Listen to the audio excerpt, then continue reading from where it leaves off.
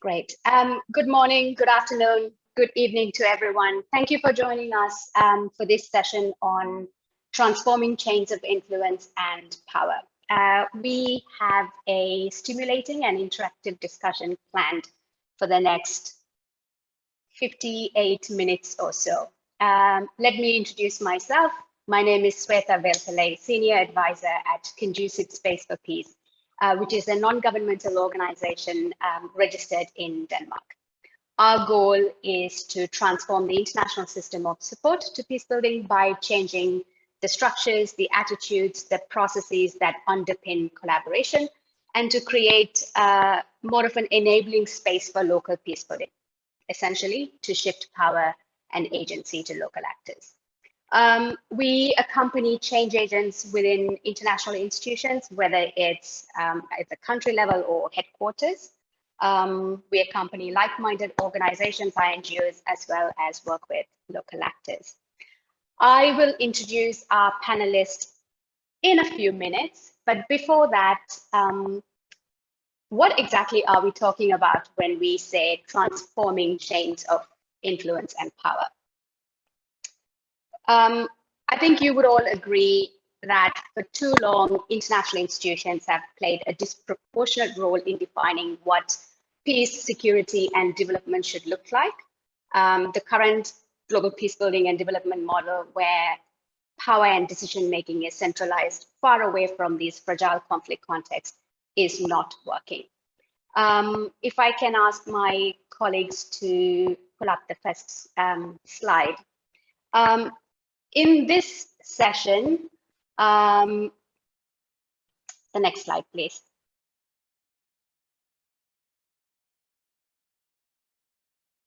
In this session, we want to explore the dynamics of influence and power when it comes to collaboration, interactions, and relationship within the global peace building system or global aid system, and between the different actors, which include multilateral organizations, bilateral donors, INGOs who often act as intermediaries, national partners, local peace builders and activists, and of course, the communities. Building on the recent and the ongoing work of CSP, we are inviting you to think with us on how these chains of influence and power in the global system hinder or support agency of local actors. The relationships of power and influence among the various actors in the global system obviously have implications for the type and the quality of support locally led initiatives receive. The overarching question here for today is really, where does one sit in this complex web of relations and power? How can we as individuals and as organizations, from where we stand, how can we better enable the space and support for local actors in fragile contexts? Essentially, what can we do differently? Before we go into that, I'm going to ask everyone, tell us, where do you sit in the system? Where are you calling us from? Which part of the system do you occupy? We've got a poll. If I can ask my colleagues to pull up the first poll. Tell us, which part of the chain of influence are you currently located in? You might belong to one or more than one type of institution, but please tell us, where are you in the system?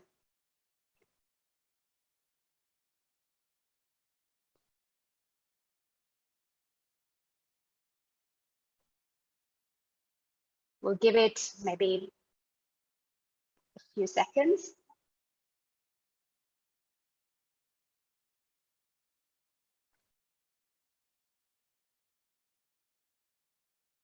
If you don't belong to any of these types of organizations, please do tell us what type of organization that you might represent that we may have missed here.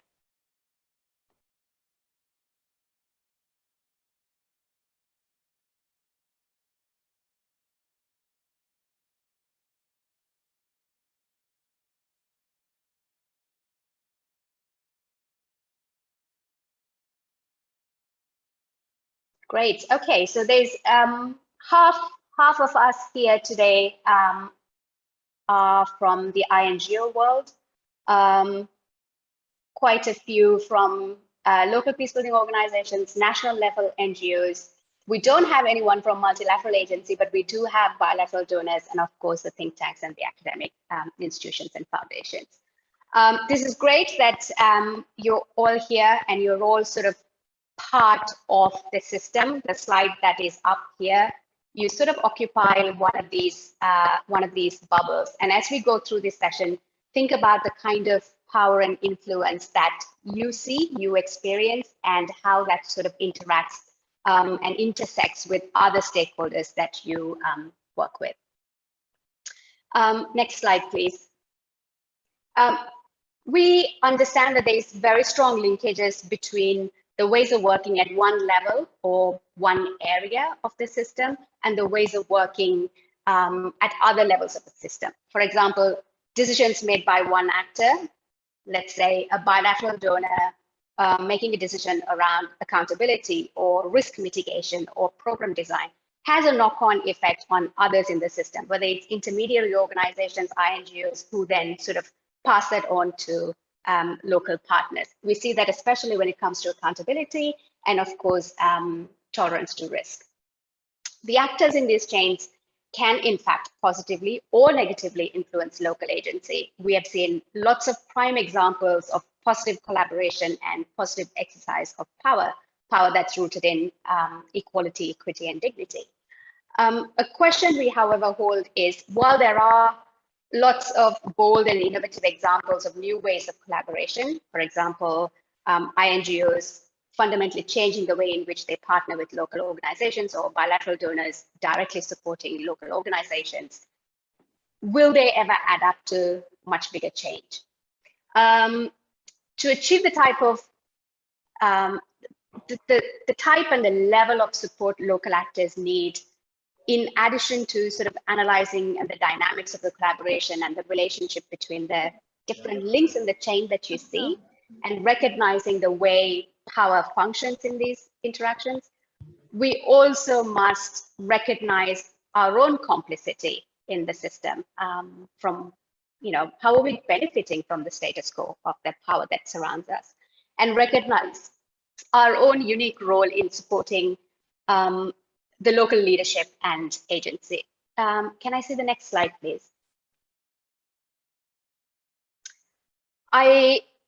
Just in the next minute or so, I just want to very quickly acknowledge that when we say chains, we are of course talking about something that's not one-directional, one-dimensional, or something that's linear. It is complex.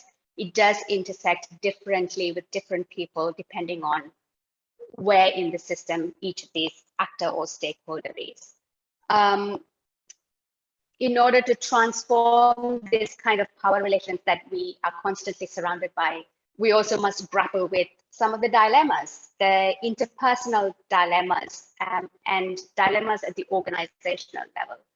It involves sort of the breaking out of these power structures. It involves certain level of risk-taking, the ability to invest one's social and political capital in our work environment, and of course, having the humility to concede when something isn't working, and therefore change the way in which power is exercised, influence is exercised in favor of supporting local agency. The discussion we are going to have today with our panelists is going to be around using this sort of chain of influence as a lens, if that is helpful, to dive a little bit into what are the ways in which the chain can be broken.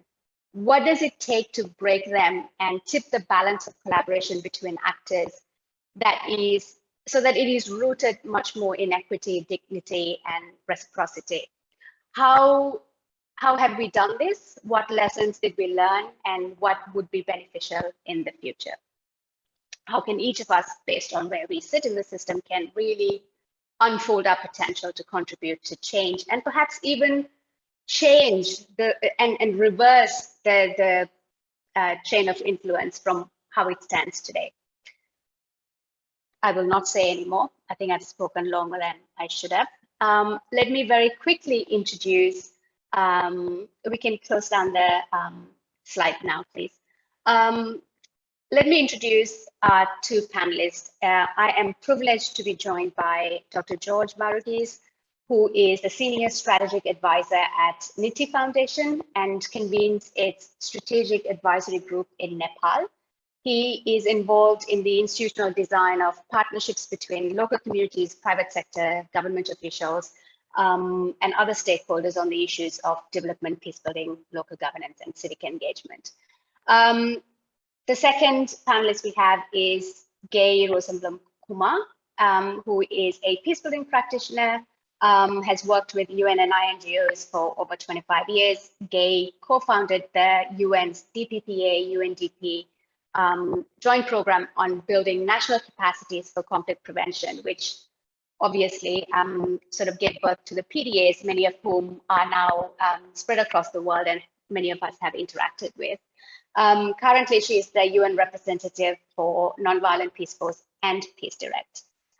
Both George and Gay are sort of bringing their experience both in their current role, but also sort of the hats that they have worn previously, whether it's working for the multilateral agencies or working for and with bilateral donors. Before I invite our panelists for input, for our participants, please feel free to use the chat function to interact, share your comments and observations as we go in the chat function. And after the panelists' input, we will open the floor for posing questions either directly or, again, using the chat function. Maybe I can start with you, Gay. Perhaps a response to the issues of asymmetric power that is embedded in different places in the chain. And reflecting on that, what do you think are the current problems in the relationships and the interactions among the different actors in the system today? Okay, thank you, Sweta, and hello, everyone. First, as a preface, when I look at the conceptual note about this meeting, saying that recent shocks in the system may give us an avenue for redistributing power and catalyzing new ways of working, I really question whether this current moment, with all of its tensions, and these recent shocks make it easier and more likely, or actually make it more difficult. After my experience with work and also with personal therapy, I have come to think that when people or a system are under stress, they're actually so nervous that they want to get back to a comfortable equilibrium, and they're likely to take the shortest and easiest route. And I don't think that means that they're open for change. So I think we really, even with our good intentions, I think we have to question whether this moment will naturally leave us open to more change, or whether it needs extra effort because people are scrambling, short of funds, staff feeling like they're overworked, working in ways that cause more stress, etc. So I just pose that. And then I'll say that for myself, having sat in many places with NGOs, with the UN at headquarters, with the UN in the field, my take is that we all know we're part of a dysfunctional chain, but put the blame elsewhere. NGOs say it's the funders who call the shots. When you're with the UN in the field, you blame headquarters. If you're national staff, you blame international staff. If you're international staff, you say that the national staff are too embedded or one-sided. When you're at headquarters, you blame member states. When you talk to member states, they say it's the UN that's stultified and inflexible, and that we all put the blame somewhere else. And I think one thing that came across in what Sweta said is that we really have to be introspective and see that we're all part of the problem, as the saying goes, and we can be part of the change.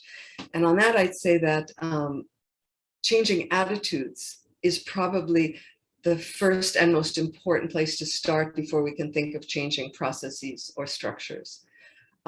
Actually, problems, we can lift off a list of what the problems are: undervaluing local knowledge, which I'm sure I didn't hear it, but I'm sure that Severine was talking about paternalistic attitudes and behaviors, focusing on outcomes rather than processes, and this how we recreate a system of dependencies that really need a rethink. I think I'll stop there for now. I have several examples. Sveta, do you want me to go into them now, or shall I save them for a bit later? Shall I mention a few now? Feel free to mention a few now, of course. Okay, sorry. One of the most recent ones was working as a consultant to UNDP in Asia. And I was doing it all online because of COVID, working in a country where I have never visited and never worked before, which one could say is a fundamental mistake to begin with. And I was trying to understand some of the issues in the country and with the staff. And I think it was a lot of international, national staff tension. So on a meeting with about 25 staff and 2 international actors who happened to be from the global north, I asked them to please just be quiet. Don't say anything. Don't fill the space, which was very hard for them because low context cultures, high context cultures, some of us like to fill the space. We get nervous with the silence. And so I started to warm up this group, trying to show humility and saying that I really don't know your culture and your country and your history and your background more than what an outsider can know from books or the news.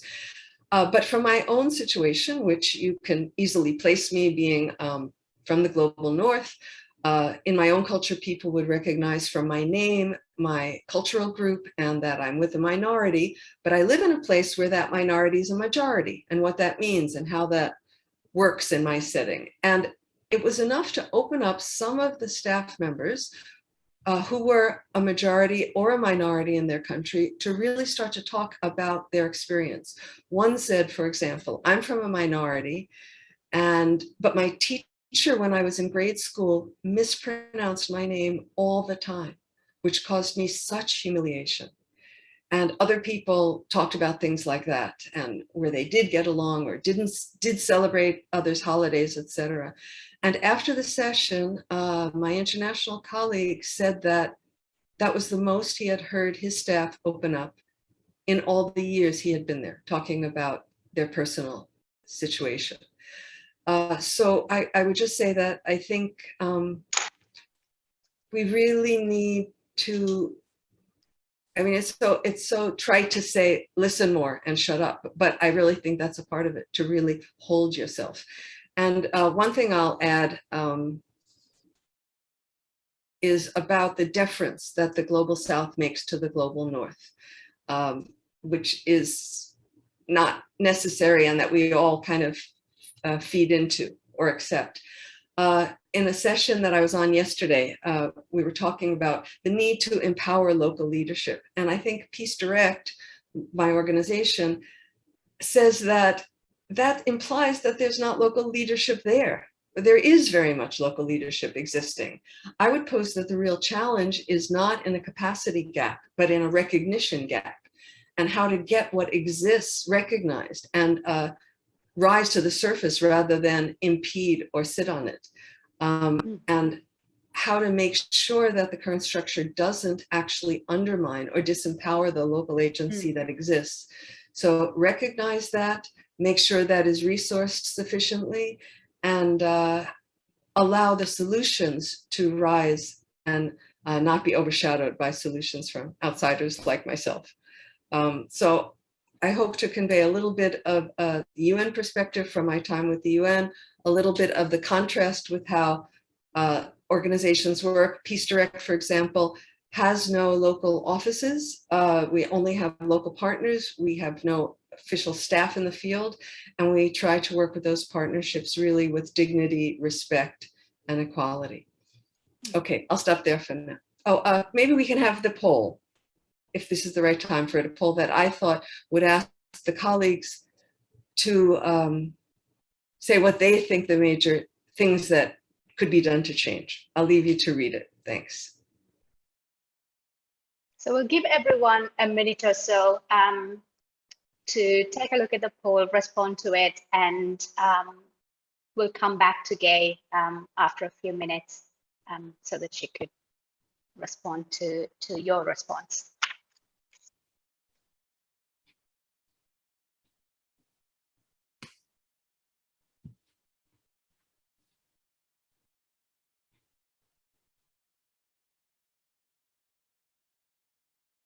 While everybody is responding to the poll, thanks, Gay, for sharing that example. I think it's one that resonates with many of us, often being put in places where we are asked to support a team or an organization, while we recognize that there's actually capacity internally, but why is it that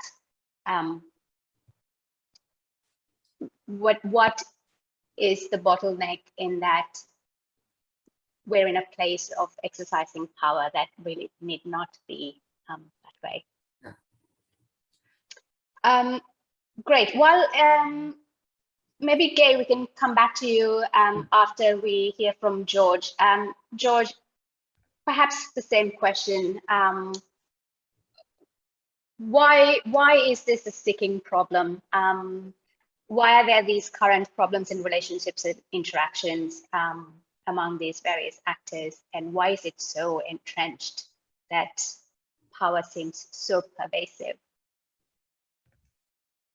And power seems to be trickling from one hand to the other, ending up in the local actors disproportionately. Thank you, Shweta. Hello to everyone from Kathmandu. Well, I think one is the whole issue of how we treat the person in the chain, right? How do we view them, our positionality with regard to it, to the exchange, let's say. And I feel like if you come from a place where the system or the chain is looking at it as a transaction, right? We are commodifying the exchange in such a way that the other person's position in the order is only about delivering something or participating in it. So this whole idea of being transactional over being, let's say, relational, something where we begin with the consideration of our position versus the other's position, and thinking about how we are actually collectively appraising the context, collectively puzzling over how we might or might not actually engage and address. And that stage is very either ignored or very quickly skipped over through some optics of consultation, or these days they call them co-creation, etc. But I feel like it is there where we begin to see the reinforcement of this transactional nature that is inherent in the system, in the international system, and even within subsystems that are nested. So it's not like it's the international agencies or the multilateral bilaterals were transactional alone. It's also at the stage where you begin to deploy the funds, you begin to deploy relationships. And it's taken us 50 years to really tweak and make this transactional model so efficient. I wouldn't call it effective, but it's efficient, but only from a commodified perspective. So you get the most value for money or whatever it is they use to measure things. But in the end, you don't have durable results. And most importantly, you leave behind a very damaged set of circumstances where people have less dignity. There's no sense that someone's been reciprocal in the way that they have behaved towards you.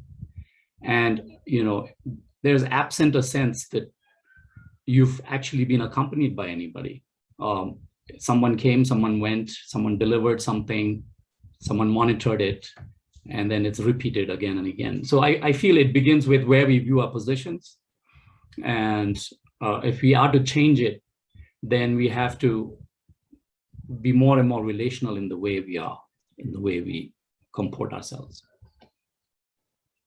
Thanks, George. I think the new quotes, the the system is, or the processes that are wearing needs interrogation, whether it's co-creation or new types of design, they're still based on transactional relationships. I think that's something to keep in mind, and I would like to circle back to that shortly. Gay, I'm going to turn to you and perhaps ask you to share with us any particular example where you were in an environment where you had to break the chain of power in your work environment. An example of doing that leading to different outcomes, perhaps, and what helped you do that, and what were the ripple effect as a result? Before I ask you to respond to that, we're going to pull up the poll results so that you could see. Thank you. I was wondering if it wasn't working or something. Okay. Okay. Thank you for that. Interesting that there's a fairly equal split in what I think honestly it's a trick question because everything is needed. And I'm really looking forward to the discussion where we'll get to hear from others on some of these things as they're relevant. I think the thing that where I felt I made the most difference was probably when I was with the UN and working on creating the program for building national capacities for conflict prevention, as it was called when we started in the early 2000s. There were two aspects to that. One is, as you can tell from the title, it implies it's focused on building national capacities, yet the underlying issue was building actually the UN's internal capacities so that its staff would also understand some of these things we're talking about and be able to work appropriately and respectfully with national colleagues. So it was as much a matter of building UN capacity as it was building national capacities.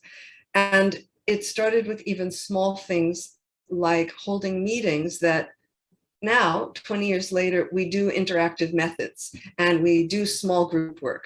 Now we do it online, but when we used to be able to do it in person, we would gather people. And to change from a kind of a talking heads presentation where a few people at the top did almost all the speaking to a place where everyone really flatten and make it horizontal where everyone could speak was really almost an innovation and something that was very hard to push the UN system into. I remember a meeting where we brought together resident coordinators who, as you all know, are at a very high level within the UN system, the head of offices. And they walked into a conference room in Montreux in Switzerland, and there was a big circle of chairs and no tables and no head table. And the people just stood at the door and didn't know what to do. I mean, it was so foreign for them. By the end of the meeting, people were converted by the methodology, by the way the meeting was handled. And it was kind of like revolutionary at the time for the UN system to think about that. And then these RCs asked for help to introduce new methods in their settings, in their countries where they were working. So I think transforming relations really has to do with starting with oneself and with one's own organization and going out from there. And I think that leads to just one other point I'll mention, which is that this is really focusing on the process rather than the outcome, the how and not the what. Great. Thanks, Gay. I'll be curious to come back and ask you, over a long-term period, what did that then lead to? Did it have an impact on who these resident coordinators worked with? Did it have a knock-on effect on, their collaboration with INGOs and, perhaps even local organizations that they were working with? Maybe do you want to take that now before I move to George? Well, the one thing that it sparks in me is how the UN in most countries is still a fortress. And with great respect to the security needs of that, especially now, there has to be some ways to knock down those walls, literally and figuratively, and leave the fortress and really work much more closely with locals. And I could give half a dozen stories of how difficult that is. But the main thing is making people recognize that when you're living inside a bubble, you're not really able to help. So I'll just leave it there. Okay. Thanks. Thanks, Gay. George, you've got decades of experience working for different stakeholders. Any examples of you breaking the chain of power, or people you've collaborated with have broken chain of power and chain of influence? And what paved the way for that, and what kind of change in behavior did that lead to, among others? Thank you, Shweta. Did you want to run my poll question now or later? I was meant to sort of say that, but it's really up to you. We could do that. We can definitely run the poll question now.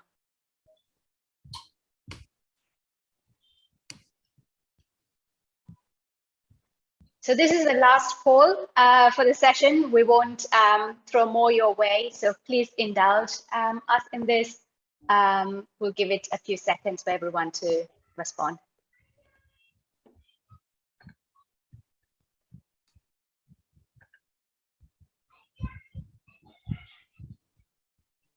I spent a few years in Afghanistan between 2004 and 2009. I lived there continuously for those 4 or 5 years. And, one of the examples I like to provide about how that chain, the chain that is predominantly transactional and predicated on the amount of funds someone brings to a situation and throws at it and expects a result.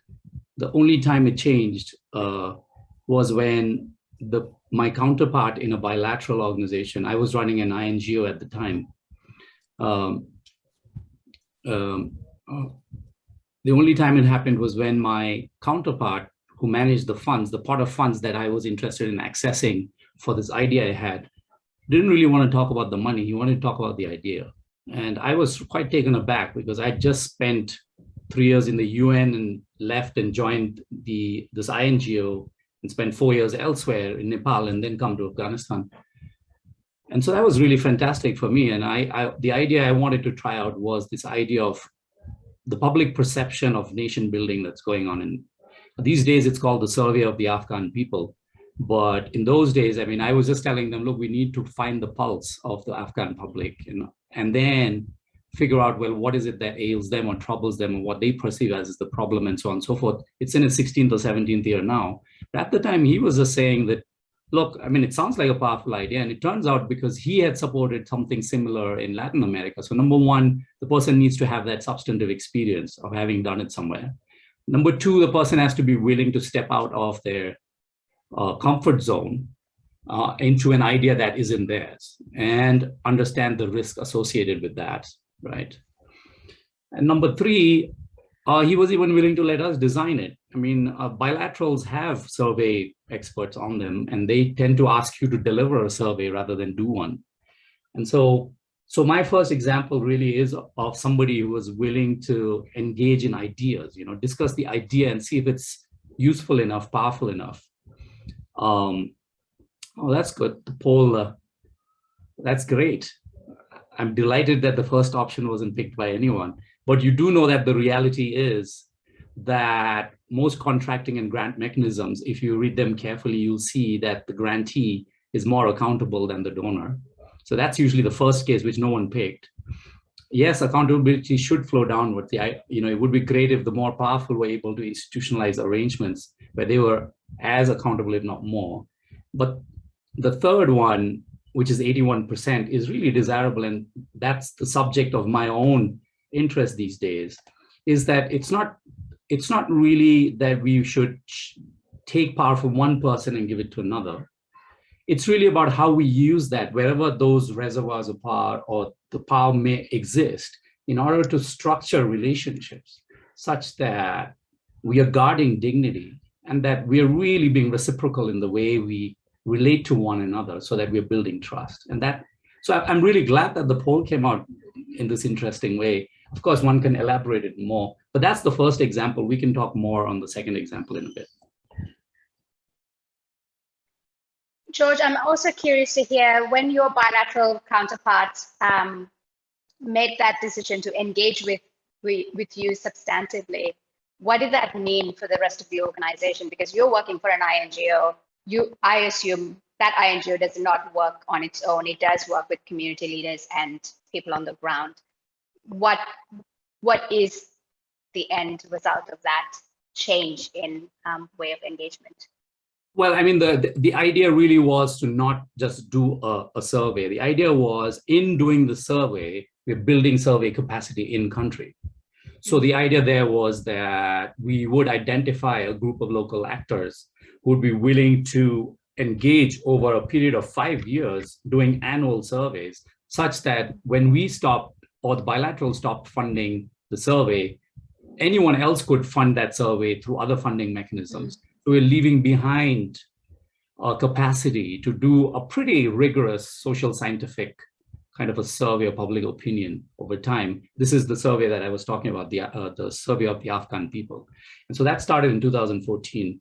But so one is that you signal that in anything you're doing, you're actually doing it via and with the purpose of not only delivering a useful knowledge product, but you're doing it for longitudinal effort, but with somebody who is willing to take on the burden of learning and continuing after you're gone. So I had to sort of incentivize the participation of an Afghan group that eventually became incorporated formally as a nonprofit survey firm.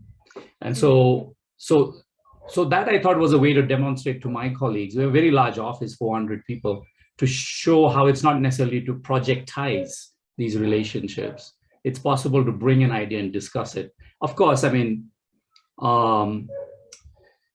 that bilateral representative then left, and then it went back to being, well, why aren't you, and all of this stuff. But for a brief period of 2 years, it was an excellent relationship, and I felt like we were on equal footing. I think that equal footing is what we are, that's a desirable place that we are hoping to be in many of these relationships. We've got only 20 more minutes, so I'm really keen to open the floor for comments, observations, and of course, questions. So if you have comments and observations, please use the chat function. If you have questions, feel free to post them in the chat box, and we will pull them up. If you would like to raise the question yourself, please use the raise hand function, and we can unmute and ask you to ask the question directly. I just ask you that kindly keep your question brief and introduce yourself before you ask the question. The floor is open for discussion. Gay. Well, I would really like to ask the colleagues, particularly on the thing that they checked on the poll that I asked. The strongest number was in the redesign implementation modalities to avoid INGOs taking a direct implementation role and shift decision-making to local level. I would like to ask how? How have you done it, or how do you think it can be done? Thanks. The chat box is open for anyone to respond. Gay, George, you both shared examples of, how the chain of influence can actually be flipped, and there are brief moments in time when the conditions are right, things can be flipped, except because of the cycle in which the international aid works, people come, people go, and then we often end up back in status quo.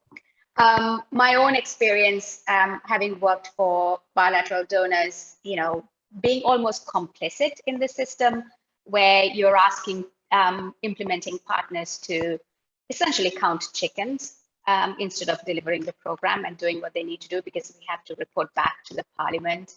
and really almost hindering the work of national partners in the name of accountability.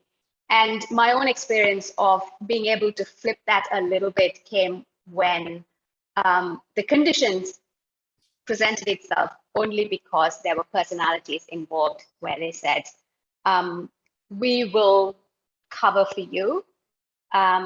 Don't worry about accountability. Don't worry about counting how many roofs and how many roads and how many peace building trainings. Just allow the local partners to do what they need to do, support them, and we'll take care of all the reporting on your behalf. And I think the condition there was that, you know, somebody was able to provide that level of, somebody had the risk tolerance, somebody had the faith that national partners knew what they were doing. And it meant that, you know, there was a ripple effect of being allowing partners to do national organizations, grassroots organizations, to respond to their conflict needs without the burden of international actors constantly asking for things. And for me, that sort of always reminds me of sort of these personalities with risk tolerance and social and political capital who can say, we're not going to do business as it happened up until now. Do we have, I don't see any questions coming up.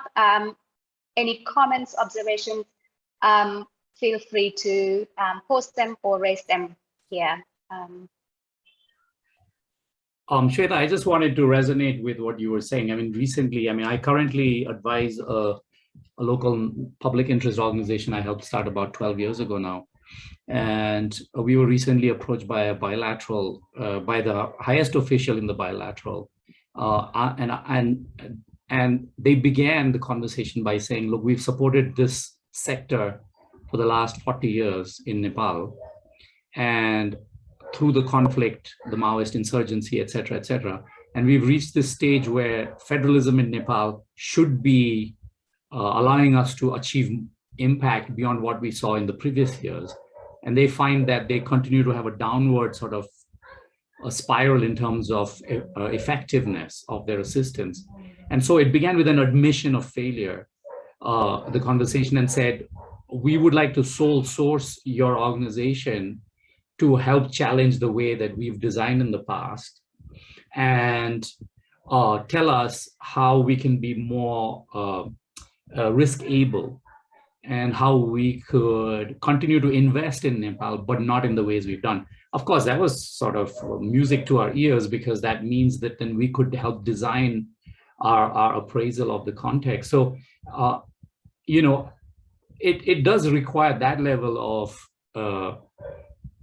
high agency. You know, it can't just be the day-to-day aid bureaucrat or the day-to-day implementing officer who should also, I mean, the person with the greatest discretion needs to be the one with the greatest risk ability, right?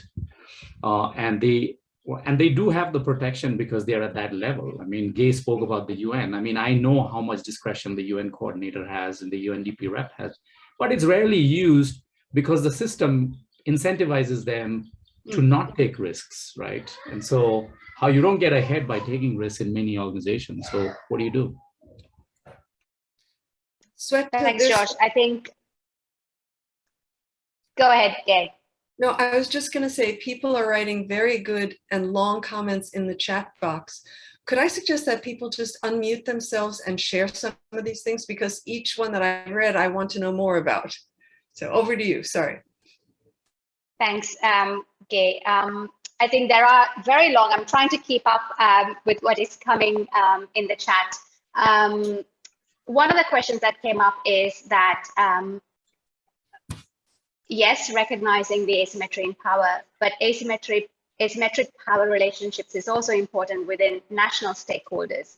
How could we consider needs assessments and project implementation, ensuring the involvement of most marginalized populations? In other words, the people-centered approach. So, you know, we're not just talking about power asymmetry as in international versus local, but how do we make sure that asymmetry within locals itself is addressed in our approaches?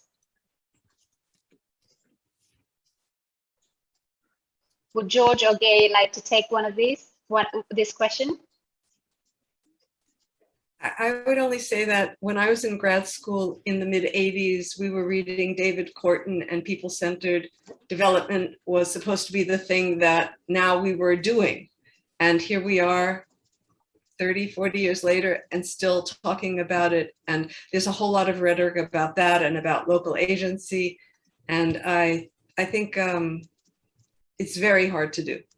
And some of the ways that have been mentioned really require people who are holding the power now, be it the internationals or national elites, or those people who speak the language and walk in the NGO and INGO circles, to really rethink and be willing to give up the power they have. And I don't have any easy answers to that, but I would love to hear from others.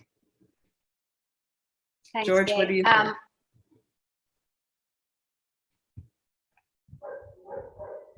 Well, I'm certainly as familiar as Gay is with the various theorists and practitioners on people-centered approaches from the horrible days of PRA and RRA and all of this stuff. But I mean, I've been studying the sort of the whole chain. You know, where do we begin to go wrong? Let's say, right? And I feel like it's really when we appraise a context, when we are in a place, whether we are local or international, the way we view what the problematic is, I think is where we begin to go wrong, because we decide somebody is poor, or we, figure out a way, a lexicon of vocabulary that only allows them to express their issue, their problem, their concern, their need in a way that we can hear. It's not the way that they are saying it. It's only the way. So whose evidence really matters, right? And so, I mean, over the years, what's happened is that the way we appraise a context has gotten deeply flawed. And these days, there's no project that doesn't have a political economy analysis as the first step. And then what happened to anthropology, religion, and history and all of this stuff, right? And so, I mean, Stephen's comment about, being careful about how we describe something, the language we use, is really powerful and important. I mean, you can't take a development context to PNG and talk about development without talking about religion and faith, But then the biggest donor to PNG Australia, the Prime Minister, although he professes to be a man of faith, doesn't really show up at any of the faith-related meetings when he visits. And so it's kind of like this dissonance that is between the rhetoric and the practice that we have. And so the way we appraise context, the way we listen or we view something, I think we have to unpack that, and our contextual appraisal has to be using a multiplicity of methods and come up with new vocabulary and grammar to describe. I think that's where it begins. And then you can see, well, who needs to be part of the conversation or not? Maybe they will become part of it anyway, if you do it that way. I would add, Steve. Sorry. Go ahead, also looking at Stephen's comment about networks, I think that networks have a lot of power and influence, or can be used in a way. And I'm part of a number of networks now. For example, there's the New York Peacebuilding Group, which is a collection of about 15 NGOs working in the UN headquarters space in New York. And then there's GPAC and GAMAC and lots of other networks that can have influence on the system because there's more power in their force together. One thing that I want to mention, though, is frustration. You may be familiar with the UN Peacebuilding Support Office came out last year with UN community engagement guidelines, which were put together in a rather collaborative and inclusive way. Lots of input from INGOs and NGOs, came up with some rather succinct suggestions for UN country teams. We've also tried to get the NGO networks in a country to approach the UN with this, but it's really for the UN to approach them. And it's just been so frustrating. And I talked to a lot of UN staff, and they basically say, what UN community engagement guidelines? There's been very little promulgation of these. And like so many other things, they're sitting on a shelf. So I think ways of strategizing to make these kinds of things really jump off the shelf and be used and have an influence and get people thinking change so that they change. If the policy changes, we can then implement in practice. But I've seen it feet dragging and stalling so much that I would love to hear other people's opinions on either how they think it can be done better or if they have a successful example. I really appreciate the comments that are coming in around sort of the non-linearity of the issues that we're talking about. One around the issue of integrating agency rather than thinking about breaking out or breaking away from this sort of chain of influence. And there's another comment here on framing it differently as away from the international versus local or up or down dichotomy, but more towards a more holistic approaches and sustainability to acknowledge everybody else's potential role. I certainly don't think this discussion is sort of pitched as, you know, one or the other, but certainly I do recognize that, you know, framing absolutely matters, and it is about ensuring agency, allowing agency of everyone in order to have sustainable outcomes. Stephen, I see your hand up. Go ahead. Thank you. Thanks, everyone. This is a fascinating conversation. I think we're at a really interesting time in thinking about power because it's come to the fore so much with the cultural changes that are sweeping the globe. So everyone wants to talk about power, and that's fantastic. In doing so and inviting a lot of different worldviews into that, our power comes to mean many things, which is really great, and different ways of challenging power. And so I wonder, for peace building, what is really important for us to operationalize that understanding of power? Because if we think about the institutionality of the international system and how that flows through aid and, you know, through NGOs and into local contexts, there's ways of thinking about discipline, the Foucauldian tradition of discipline and rules of practice. Who's in and out? Who's allowed to build peace? Are you professional enough?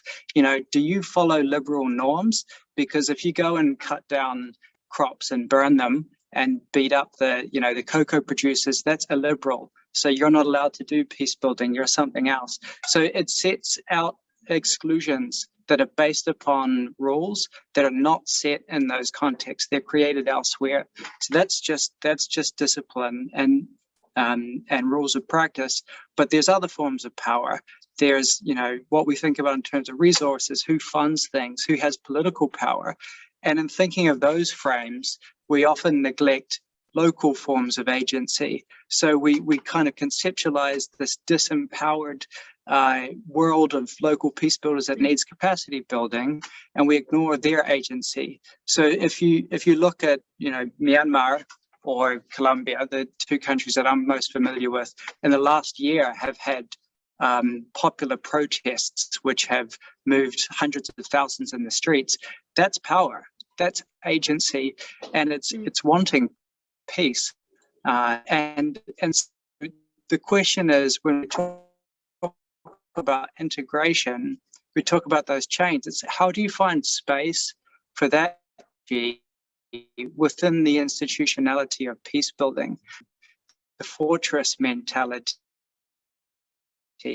We have an institutional fortress mentality where it's about conversations and power exists in one place that doesn't connect with that agency that's in those communities, does not create a space for that to be realized non-violently. So these metaphors of integration and networks, I think that really helps us to do what we profess to do, which is about supporting locals. So how do we create those spaces? Stephen, thank you so much for that input.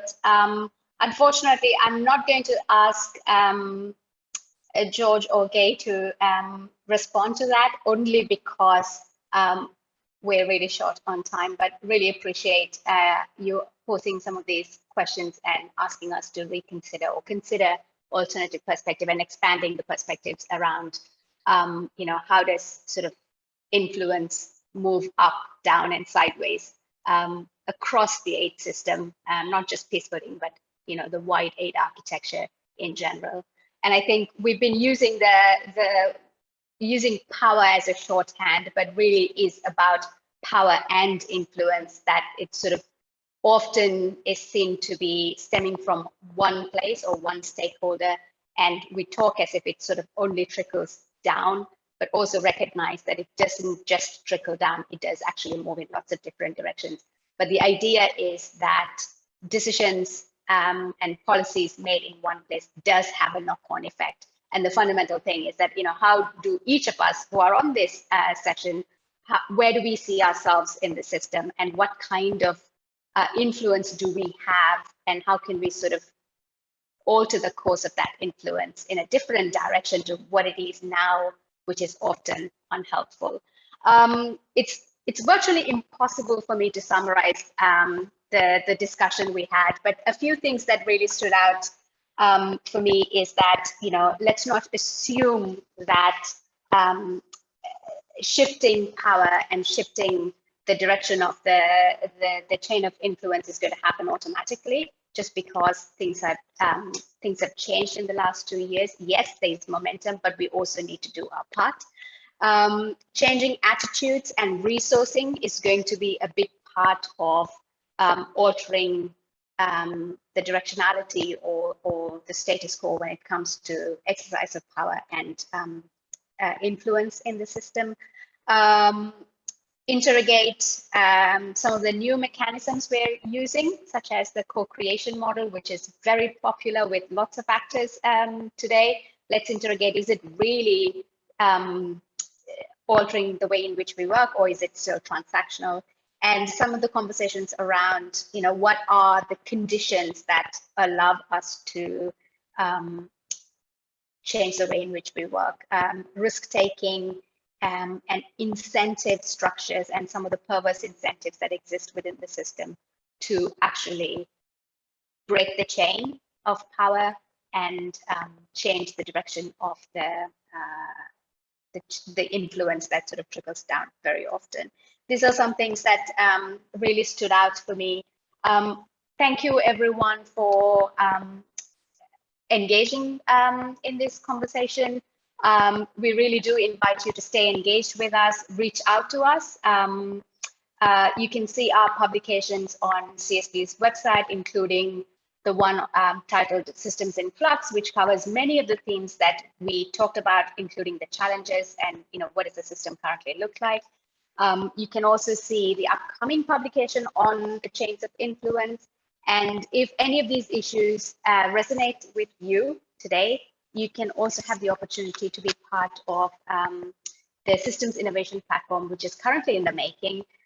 This is going to be a space for actors across the peacebuilding ecosystem and aid ecosystem to sort of collaboratively pursue systems change towards much better locally led peacebuilding, much stronger locally led peacebuilding. It's going to be a space for learning, resource sharing, and it's essentially a community of practice. So we encourage you to stay in touch, and thank you very much. Thank you very much to our panelists, Gay and George. Thank you for staying with us.